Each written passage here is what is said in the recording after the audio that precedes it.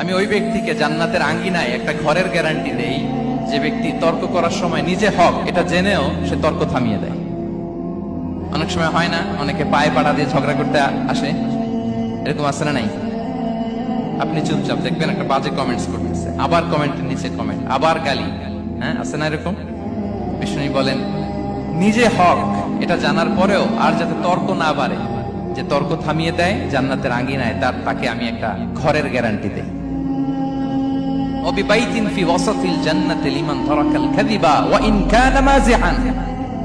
আর ওই ব্যক্তিকে আমি জান্নাতের মাঝখানে একটা ঘরের গ্যারান্টি দেই যে ব্যক্তি কৌতুক করার সময়ও মিথ্যা পরিহার করে।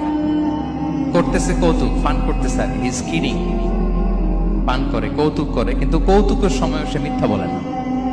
এই স্বভাব যাদের, তাদেরকে আমি জান্নাতের মাঝ বরাবর একটা ঘরের গ্যারান্টি দেই।